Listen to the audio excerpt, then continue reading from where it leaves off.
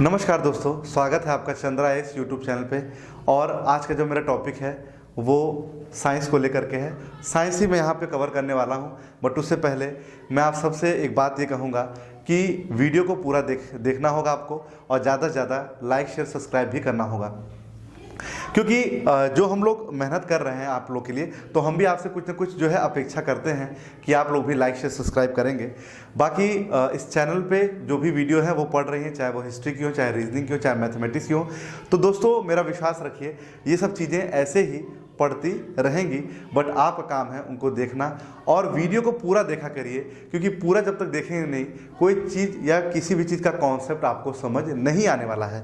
तो हम यहाँ पे स्टार्ट करेंगे डाइजेस्टिव सिस्टम, जो कि साइंस का एक पार्ट है। यहाँ पे बोर्ड पे आपको कुछ ना कुछ दिख रहा होगा, देखिए क्लियर हो रहा होगा, कुछ ना कुछ क्या क्लियर बल्कि आपको हो रहा होगा। यहाँ पे एक मैंने कुछ स्टेप बताए हैं डाइजेस्टिव सिस्टम के, और यहाँ पे कुछ डायग्राम है। क्या है ये चीज़ें? आखिरकार ये डाइजेस्टिव सिस्टम, जिसे हम लोग हिंदी में पाचन तंत्र कहते हैं, आखिरकार ये पाचन तंत्र है क्या? क्या चीज़ें हैं ये पाचन तंत्र? आखिरकार पाचन तंत्र का पर्पस क्या है? तो मैं आपको बताता हूँ पाचन तंत्र का पर्पस क्या है। हम जो भी भोजन करते हैं दोस्तों, ध्यान रखिएगा, हम जो भी भोजन करते हैं उसका जो मकसद होता है वो होता है टू गेन द ग्लूकोज, मतलब हमको ग्लूकोज की प्राप्ति करना हमारा उद्देश्य होता है। और डाइजेस्टिव सिस्टम वो चरण है जिससे हमारा भोजन होकर के गुजरता है और फिर रिजल्टेंट के रूप में हमको ग्लूकोज मिल ही जाता है। तो आइए हम लोग देखते हैं वो कौन कौन से स्टेप है। पहले मैं स्टेप डिस्कस कर देता हूँ, फिर वन बाय वन सबके बारे में मैं बताऊंगा, ठीक है? तो चलिए, सबसे पहले पहला जो पॉइंट है वो है मुख गुहा में पाचन। पहला है मुख गुहा में पाचन, इंग्लिश में बोलते हैं डाइजेशन इन माउथ। अगला है ग्रास नली में पाचन, जिसे बोलते हैं डाइजेशन इन ऑयसोफेगस। फिर है आमाशय में पाचन, यानी स्टमक, डाइजेशन इन स्टमक। फिर ग्रहणी में पाचन, डेओडेनम जिसे बोलते हैं। और डेओडेनम में भोजन दो जगह मिलता है दोस्तों, पहला है पितरस यानी बाइल जूस, दूसरा है अग्नाशय रस यानी पैंक्रियाटिक जूस। फिर छोटी आंत यानी स्मॉल इंटेस्टाइन, और फिर है बड़ी आंत यानी लार्ज इंटेस्टाइन, और फिर है मल त्याग यानी एग्जिट जिसे बोलते हैं, भोजन एग्जिट हो जाता है, शरीर के अंदर जो भोजन होता है वो मतलब कि वो एग्जिट हो जाता है। ये सारी चीज़ें हैं। ये क्या थे? ये क्या है? ये स्टेप्स हैं। ये स्टेप्स हैं, किसके स्टेप्स हैं? डाइजेस्टिव सिस्टम के स्टेप्स हैं। तो हमको यही तो समझना है, और साथ ही साथ इनमें जो भी परीक्षा उपयोगी प्रश्न हैं उनको भी हम लोग कवर कराएंगे, उन चीज़ों को भी यहाँ पे ध्यान देना है। तो कॉन्सेप्ट पहले समझना है और साथ ही साथ जो भी परीक्षा उपयोगी प्रश्न हैं उनको भी कवर करते चलना है। तो हम सबसे पहले बात करेंगे मुख गुहा में पाचन की। मुख गुहा में पाचन, डाइजेशन इन माउथ की। भोजन, ध्यान दीजिएगा, भोजन के बारे में आप जरा सा गौर करिएगा। जब हम भोजन करते हैं, खुद आप सोचिए, खुद रियलाइज करिए, जैसे ही हम भोजन करते हैं तो लार ग्रंथियां होती हैं, और लार ग्रंथियां निकलती हैं और भोजन के साथ क्या हो जाती है? मिक्सअप हो जाती हैं। तो पर्पस क्या होता है? लार ग्रंथियों का पर्पस क्या होता है? लार ग्रंथियों में बहुत सारे दोस्तों एंजाइम होते हैं। लार ग्रंथियों में बहुत सारे एंजाइम होते हैं, तो मैं यहाँ पे मैं डिस्कस करूंगा लार ग्रंथियों के बारे में। तो लार ग्रंथि में एंजाइम होते हैं TMP। ये मेरी ट्रिक है, आप इसको याद रखेंगे। TMP है क्या? टाइलिन। दूसरा है माल्टेज, और तीसरा है पॉलीसैकेरिडस।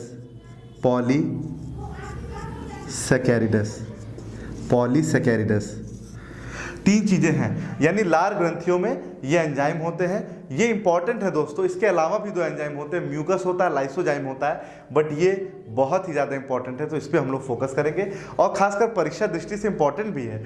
तो कैसे इसको याद करेंगे, ध्यान दीजिएगा। जब आपको बुखार होता है या फिर कोई चीज़ होती है तो डॉक्टर के पास जाते हैं, तो डॉक्टर थर्मोमीटर से पहले आपका टेम्परेचर चेक करता है, और टेम्परेचर को शॉर्ट फॉर्म में हम लोग लिखते हैं TMP। तो मैं उम्मीद करूंगा आपको याद हो गया होगा। तो मुख गुहा में लार जो ग्रंथियां होती हैं उसमें कौन से एंजाइम होते हैं? TMP, ये हमारा शॉर्ट फॉर्म है TMP। कैसे? TMP क्या है इसका, आइए इसको डिकोड कर लेते हैं। T से होता है टाइलिन, M से होता है माल्टेज, और P से होता है पॉलीसैकेरिडस। तीन एंजाइम। इसके अलावा भी जैसा कि मैंने बताया दो और एंजाइम होते हैं, पर ये परीक्षा दृष्टि से इंपॉर्टेंट है, इसलिए मैंने इसको डिस्कस करना ज़्यादा इंपॉर्टेंट रखा है। तो आइए देखते हैं लार की बात। जब मैं हल्का सा लार की बात करूं तो लार होता कैसा है?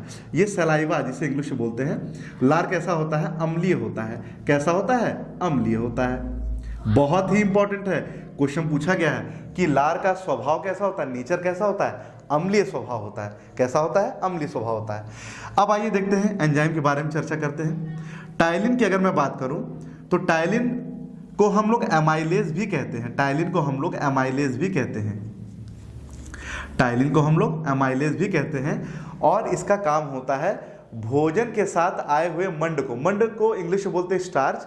मंड आपको पता है क्या होता है? मंड जो हमारे आलू और अनाज में, जैसे जब हम लोग चावल पकाते हैं भगोने में तो चावल के ऊपर जो माड़ नहीं आ जाती है उसी को हम लोग मंड बोलते हैं, इंग्लिश में स्टार्च बोलते हैं।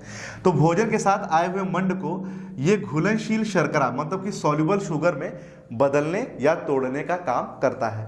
कौन? टाइलिन, जिसको हम लोग एमाइलेज के नाम से भी जानते हैं। अगला है माल्टेज। माल्टेज क्या करता है? यह भोजन के साथ आए हुए कुछ माल्टोज शर्करा को, ध्यान दीजिएगा, जरा ध्यान दीजिएगा यहाँ पे, माल्टोज, ये माल्टोज है और ये माल्टेज है, दोनों में अंतर है। माल्टेज एंजाइम है और माल्टोज क्या है? शुगर है, दोनों में अंतर है। माल्टोज हमारा कहाँ पाया जाता है? अंकुरित बीजों में। कहाँ पाया जाता है? अंकुरित बीजों में। अंकुरित बीजों में, अंकुरित बीज जैसे चना वगैरह हो गया तो उसमें माल्टोज पाया जाता है।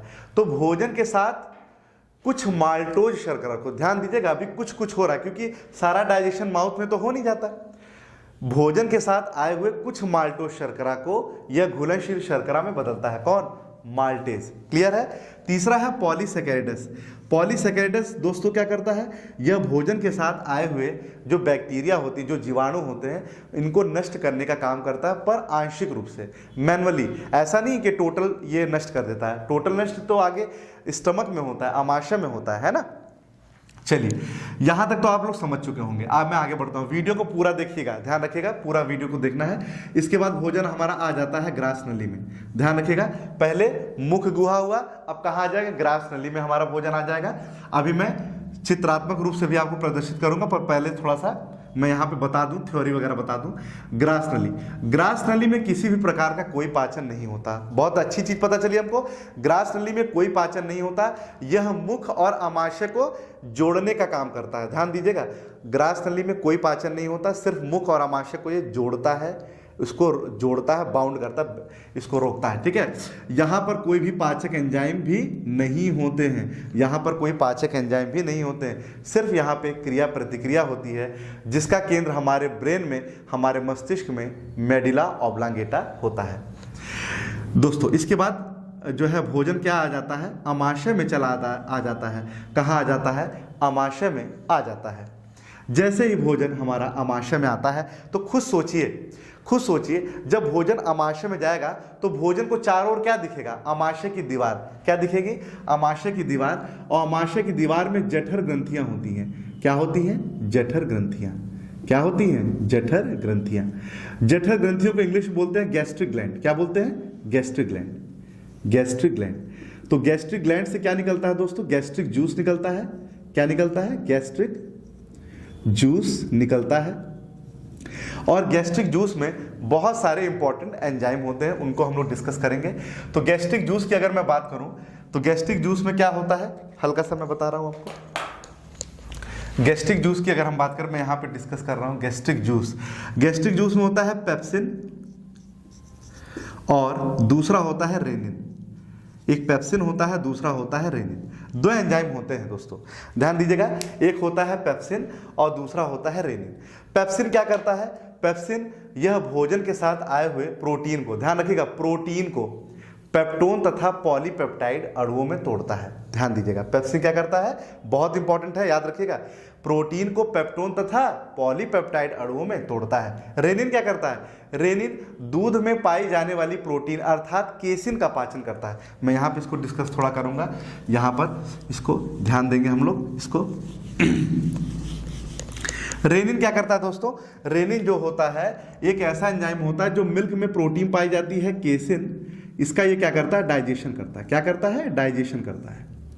तो देखिए, दूध से संबंधित कुछ इंपॉर्टेंट फैक्ट भी हम लोग देख लेते हैं। दूध क्या होता है? मीठा होता है। दूध क्या होता है? खट्टा भी होता है। दूध जो है पीला भी होता है और दूध सफेद भी होता है। 4 चीज़ें हैं यहाँ पे हमको डिस्कस करनी होंगी। दूध अगर मीठा होता है तो लैक्टोज होता है, खट्टा है तो लैक्टिक एसिड है, पीला है तो उसमें कैरोटीन पाया जाता है कैरोटीन, और सफ़ेद है तो उसमें केसिन पाया जाएगा। क्या पाया जाएगा? केसिन। और केसिन है क्या? क्वेश्चन पूछ रहा हूँ, केसिन क्या है? तो आप कहोगे सर केसिन प्रोटीन होता है। क्या होता है? प्रोटीन होता है। अब हम लोग आगे बढ़ेंगे, ध्यान दीजिएगा। अमाशय में एक चीज़ और हम लोग थोड़ा सा ध्यान देंगे, अमाशय में हाइड्रोक्लोरिक एसिड भी पाया जाता है। ध्यान दीजिएगा, अमाशय में हाइड्रोक्लोरिक एसिड भी पाया जाता है, HCl एसिड भी पाया जाता है, जो हमारे भोजन को सड़ने से बचाता है, साथ ही साथ उसमें जो बैक्टीरिया होते हैं उनको पूर्ण रूप से नष्ट कर देता है। ध्यान दीजिएगा। सर आप कहोगे सर पॉलीसैकेराइड्स भी तो ये करता था। हाँ करता था, बट आंशिक रूप से करता था, पूर्ण रूप से तो करता नहीं था। पूर्ण रूप से कौन करेगा? Hydrochloric acid. यह भोजन को सड़ने से बचाता है, साथ ही साथ भोजन को पूर्ण रूप से क्या कर देता है? नष्ट कर देता है। मतलब भोजन में जो बैक्टीरिया होते हैं उसमें उसको पूर्ण रूप से नष्ट कर देता है। यहाँ तक आप समझ गए होंगे। इसके बाद भोजन कहाँ आ जाएगा? ग्रहणी में आ जाएगा। कहाँ आ जाएगा? ग्रहणी में, डियोडेनम में आ जाएगा। कहाँ आ जाएगा? इसको इंग्लिश में बोलते हैं डियोडेनम। जैसे ही भोजन ग्रहणी में आता है, पहले पित्त रस में मिलता है और बाद में अग्नाशय रस में मिलता है। भोजन जैसे ही ग्रहणी में आएगा 2 जगह मिलेगा। पित्त रस कैसा होता है? पित्त रस हरे पीले कलर का क्षारीय तरल होता है। क्या होता है? क्षारीय तरल। और उसमें क्षारीयता का यह जो गुण होता है वो बेसिकली किसके कारण होता है? परीक्षाओं में प्रश्न पूछा जाता है, Na2CO3, Na2CO3 यानी कि सोडियम कार्बोनेट के कारण होता है। ध्यान दीजिएगा, ध्यान दीजिएगा। साथ ही साथ पित्त रस में अगर हम बात करें तो 2 वर्णक भी पाए जाते हैं, एक होता है बिलीरुबिन और दूसरा होता है बिलवर्टिन। क्लियर है? फिर भोजन हमारा आता है अग्नाशय रस में, और अग्नाशय रस की अगर मैं बात करूं तो अग्नाशय रस को मैं अगर बात इसमें करूं तो रस की अगर मैं बात करूं तो क्या आप समझ में आता है? मतलब पैंक्रियाटिक जूस से जैसे ही दिमाग में आता है एक चीज़ जरूर आता है कि पैंक्रियाज के बारे में हमको चीज़ें आती हैं, जैसा कि यहाँ पे डायग्राम में आपको पैंक्रियाज दिख रहा है। क्या दिख रहा है? पैंक्रियाज। तो अग्नाशय जो ग्रंथियाँ होती हैं उसी में तो अग्नाशय रस होगा। खुद ध्यान दीजिएगा, अग्नाशय ग्रंथियों में ही अग्नाशय रस होता है। तब चीजें हैं क्या? इसमें भी बहुत सारे एंजाइम्स होते हैं। क्या होते हैं? बहुत सारे एंजाइम्स होते हैं। जैसे कि मैं इसको यहाँ पे रफ कर रहा हूँ, बता रहा हूँ, बहुत सारे एंजाइम। कौन कौन से हैं? बहुत सारे एंजाइम। तो इसकी ट्रिक है याद करने की। क्या है याद करने की ट्रिक है? TASK, task. मैंने आपको क्या दिया? एक टास्क दिया, आप एक टास्क पे जा रहे हो परफॉर्म करने। तो क्या है ये? इसको डिकोड करते हैं। टी से होता है ट्रिप्सिन, ए से होता है एमिलॉप्सिन,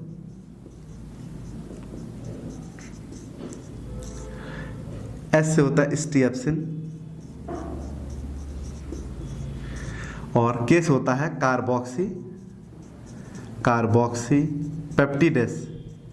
पेप्टिडेस। तो देखिए इसमें क्या इंपॉर्टेंट है? इसमें ट्रिप्सिन तो भैया बहुत इंपॉर्टेंट है, बहुत ज़्यादा इंपॉर्टेंट है ट्रिप्सिन, ध्यान रखिएगा। यानी जो पेप्सिन क्या कर रहा था? पेप्सिन प्रोटीन को पेप्टोन तथा पॉलीपेप्टाइड में तोड़ रहा था। जो कुछ बच गए थे उसको पूर्ण रूप से कौन डाइजेस्ट करेगा? ट्रिप्सिन करेगा। यानी ट्रिप्सिन क्या करता है? यह भी प्रोटीन को पेप्टोन तथा पॉलीपेप्टाइड अणुओं में बदलने या तोड़ने का काम करता है। ध्यान देना है। एमिलॉप्सिन की बात करें, यह मंड को माल्टोज शर्करा में बदलता है। स्टीएप्सिन की बात करें, यह वसा को वसीय अम्ल और ग्लिसरॉल में बदलता है। और कार्बोक्सी पेप्टिडस की अगर बात करें तो प्रोटीन के जो भी पॉलीपेप्टाइड अणु हैं उनको यह अमीनो अम्लों में बदलने का काम करता है। तो पढ़िए ही, साथ ही साथ जो मैं बोल रहा हूँ उसको दोस्तों लिखते भी चलिए। अगर लिखते चलेंगे तो नोट भी होता चलेगा, क्योंकि अगर मैं यहाँ पे सब चीज़ें अगर लिखने लगूंगा तो वीडियो भी काफ़ी लंबा हो जाएगा और मेरे बताने का जो है पर्पस भी जो है पूर्ण नहीं हो पाएगा। तो मैं आपसे ये उम्मीद करूँगा कि प्लीज़ आप लोग लिखते तो कम से कम जरूर चलिए, लिखते रहिए, है ना। यहाँ तक चीज़ें हो गई। इसमें जो मोस्ट इंपॉर्टेंट है वो ट्रिप्सिन है। और ट्रिप्सिन करता क्या है? ट्रिप्सिन मैंने आपको यहाँ पे बताया, यह प्रोटीन को पेप्टोन तथा पॉलीपेप्टाइड अणुओं में तोड़ता है, जो कि पेप्सिन भी करता था, पर जो कुछ बच जाते हैं उसको ट्रिप्सिन कर देता है पूर्ण रूप से। यहाँ तक समझ में आ गया होगा आपको। अब आ जाता है भोजन छोटी आंत में। स्मॉल इंटेस्टाइन जिसे हम लोग बोलते हैं, छोटी आंत में भोजन का पूर्ण पाचन होता है। याद रखिएगा, छोटी आंत में भोजन का पूर्ण पाचन होता है। बट यहाँ से कुछ क्वेश्चन और अराइज होते हैं। भोजन का आंशिक पाचन कहाँ होता है? आंशिक पाचन दोस्तों अमाशय में होता है, अधिकांश पाचन ग्रहणी में होता है और पूर्ण पाचन छोटी आंत में होता है। कहीं कहीं आपको बुक में क्वेश्चन जरूर मिलेगा कि भोजन का अधिकांश पाचन छोटी आंत में होता है। तो ऑप्शन अगर नहीं होगा, अगर ग्रहणी नहीं होगा तो छोटी आंत आप लगा सकते हैं, उसमें कोई गलत नहीं है। इसीलिए मैंने क्वेश्चन भी यहाँ पे डिस्कस कर दिया आपसे। छोटी आंत में अगर मैं बात करूँ तो छोटी आंत में भोजन का पूर्ण पाचन होता है। छोटी आंत की दीवारों में आंत का रस होता है, आंतरीय रस होता है। आंत का रस मतलब इंटेस्टाइनल जूस होता है, और इंटेस्टाइनल जूस में भी बहुत सारे एंजाइम होते हैं। कुछ एंजाइम मैं डिस्कस करूंगा जो परीक्षा दृष्टि से इंपॉर्टेंट है, उसको ही मैं डिस्कस यहाँ पे करूंगा। इसको मैं रफ कर रहा हूँ, यहाँ मैं बता रहा हूँ, तो इसमें ज़रा ध्यान देना है। सबसे पहले मैं आर्जिनिन की बात करूंगा। तो आर्जिनिन क्या होता है? ये भी एक होता है एंजाइम होता है आर्जिनिन। तो ये क्या करता है? यह आर्जिनिन अमीनो अम्ल को यूरिया में बदलने का काम करता है, आर्जिनिन। और ये हो गया। दूसरा है सुक्रेज, दूसरा है सुक्रेज। सुक्रेज क्या करता है? सुक्रोज को फ्रक्टोज में बदलता है ना। और इसके बाद है लाइपेज। लाइपेज क्या करता है? यह शेष वसाओं को वसी अम्ल तथा ग्लिसरॉल में बदलता है। जो वसा बच गए हैं, जो वसाएं बच गई हैं, यानी शेष वसाओं को वसी अम्ल तथा ग्लिसरॉल में बदलने का काम करता है। नेक्स्ट है माल्टेज। माल्टेज क्या करता है? माल्टोज को ग्लूकोज में। माल्टेज क्या करता है दोस्तों? माल्टोज को ग्लूकोज में। इस तरह से ये कुछ इंपॉर्टेंट एंजाइम यहाँ पे मैंने लिख दिए हैं, ये आए हुए हैं। जैसे कि इसमें आपका माल्टेज बहुत इंपॉर्टेंट है, सुक्रेज भी बहुत इंपॉर्टेंट है, और एक है लैक्टेज, लास्ट है लैक्टेज, ये भी कर ही लीजिए। लैक्टेज क्या करता है? यह दुग्ध शर्कराओं को ग्लूकोज में बदलने का काम करता है। मतलब दूध में जो शुगर होती है, जो मिल्क में शुगर होती है, उसको ये ग्लूकोज में बदलने का काम करता है। बहुत ही ज़्यादा इंपॉर्टेंट है। तो यही 2-3 है इंपॉर्टेंट है। बाकी देखिए क्वेश्चन जो आपका आता है वो बेसिकली ये यहाँ से आ जाता है, मतलब ग्रहणी के ऊपर से ही क्वेश्चन बन जाते हैं। यहाँ के तो ये होता है कि भाई चीज़ें करनी है तो हमें बताना है, पर इसको लिखते चलिएगा, नोट्स बनता चलेगा, दिक्कत नहीं होगा। आर्जिनिन अमीनो अम्ल को यूरिया में, सुक्रोज को जो है फ्रक्टोज में, लाइपेज शेष वसाओं को वसी अम्ल में, माल्टोज को ग्लूकोज में, लैक्टेज दूध शर्कराओं को ग्लूकोज में, आदि हो गया। इसके बाद देखिए क्या होता है, छोटी आंत के बाद यहाँ मैंने लिखा नहीं है, बेसिकली वो पार्ट है नहीं, एक सीकम होता है। तो सीकम में जानते क्या होता है? द्रव और वो लवण होता है, उसका अवशोषण होता है, बस इतना आपको जानना है। इसके बाद आता है बड़ी आंत। बड़ी आंत में क्या होता है? जो बचे कुचे भोजन बच जाता है, और जल, बचे कुचे भोजन और जल, इनका अवशोषण कहाँ पे होता है? बड़ी आंत में होता है। कहाँ होता है दोस्तों? बड़ी आंत में। एक क्वेश्चन मैं आपसे पूछ रहा हूँ, कमेंट में आप बताइएगा, छोटी आंत और बड़ी आंत में लंबाई किसकी ज़्यादा होती है? कमेंट करके मुझे जरूर बताइएगा। और इसके बाद भोजन आता है, भोजन एग्जिट हो जाता है, यानी कि मल त्याग हो जाता है, और फिर यहाँ पे पूरा डाइजेशन आपका कंप्लीट हो जाता है। चित्र में देखिए, थोड़ा सा मैं देख लेता हूँ, चित्र में आइए दिखा दूँ। ये देखिए माउथ है ना, ये माउथ में भोजन यहाँ से गया, ये सलाइवरी ग्लैंड आके मिलती है। फिर देखिए ये ग्रास नली होती है जिसे ऑयसोफेगस कहते हैं। फिर ये यहाँ पे आएगा, ये लीवर है। फिर ये देखिए स्टमक, देखिए भोजन स्टमक में आया, यहाँ पे से कई सारी कहानी हुई। फिर देखिए पैंक्रियाज हुआ। फिर देखिए ये हो गया आपका स्मॉल इंटेस्टाइन, ये हो गया, और ये जो बाहर है ये लार्ज इंटेस्टाइन, और फिर यहाँ से भोजन आपका एग्जिट हो गया। ये पूरी कहानी जो है चित्रात्मक रूप से भी वही जो मैंने यहाँ पे बताया, वही चीज यहाँ पे मैंने डायग्रामेटिकली आपको दिखा भी दिया, कुछ अलग नहीं है। थोड़ा सा टूटा फूटा डायग्राम में हो सकता और अच्छा बन सकता था, पर आप लोग भी उससे देख सकते हैं, क्या कहते हैं, आप गूगल सर्च कर वहाँ से भी अच्छे डायग्राम को कॉपी कर सकते हैं। ये तो मैंने ऐसे ही बना दिया ताकि आपको समझाने के दृष्टिकोण से, ठीक है। तो ये वीडियो कैसा लगा प्लीज़ आप मुझे अच्छे से बताइएगा, कमेंट करके बताइएगा, और ज़्यादा से ज़्यादा लाइक शेयर सब्सक्राइब जरूर कीजिएगा। मिलते हैं नेक्स्ट वीडियो में साइंस के, अभी के लिए इतना ही, धन्यवाद।